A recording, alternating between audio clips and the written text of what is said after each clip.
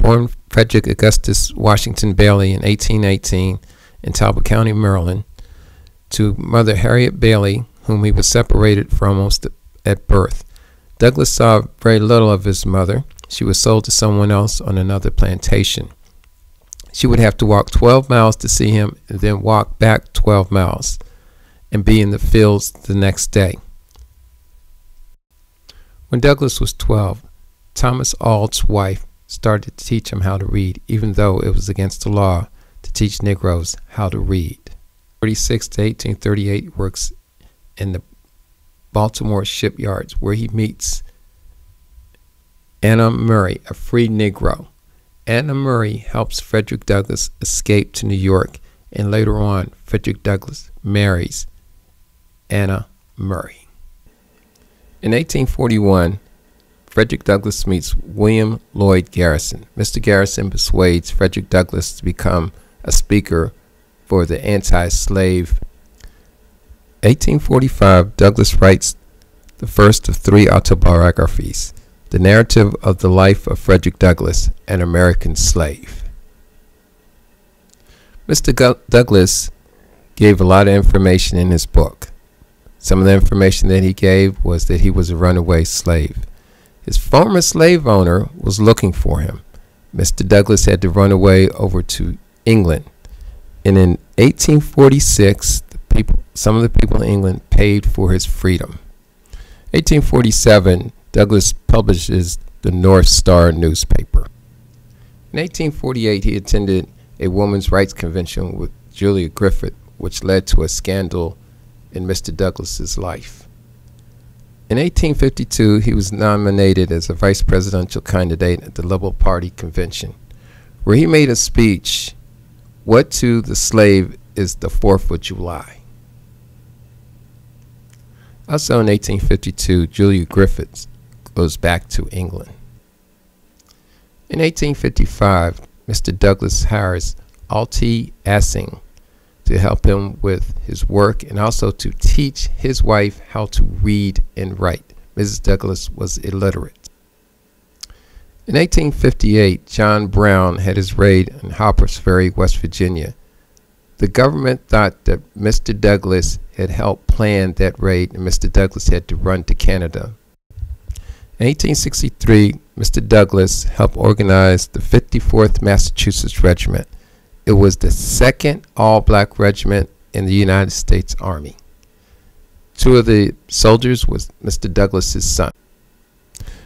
Mr. Douglass became an advisor to the 16th President of the United States, Abraham Lincoln. Mr. Douglass eventually became president of the Freedmen's Savings and Trust Company. He was appointed U.S. Marshal for the District of Columbia. He was appointed Recorder of Deeds for the District of Columbia. He also wrote 3 autobiographies. He was perhaps the richest African American in the United States during his time. In 1877, Mr. Douglass bought a house in Washington, D.C. for $6,700. In today's money, that would be $1.3 million. The house was called Cedar Hill, and it was in Uniontown, Washington, D.C. Mr. Douglass turned this house into a 21-room mansion. Mr. Douglass traveled quite a bit. He liked to have his family around, loved to play checkers in his house.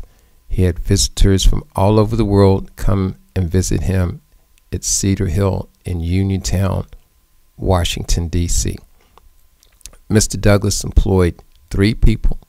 He had a houseman, he had a coachman, and he had a maid. Many a time he would love to have his grandchildren here. Mr. Douglass was very robust. He liked to play games with his grandchildren, run around. He very seldom used bad language or even used hard liquor. When you come to Washington, D.C., you can tour the house of Frederick Douglass. You will be able to see the living room, his reception room, his library, the kitchen, the upstairs bedroom.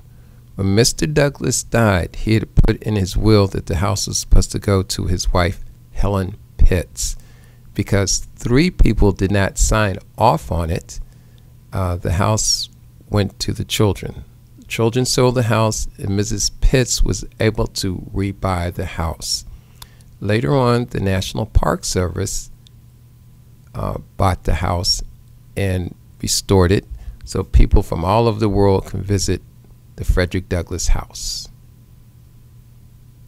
On your tour of the house, a National Park Ranger will walk you through the house, telling you the history of the house and also some of the history of Frederick Douglass.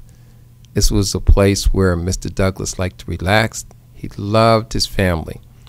He liked playing with his grandchildren, and he liked receiving visitors here. So please come visit the Frederick Douglass House in Washington, D.C.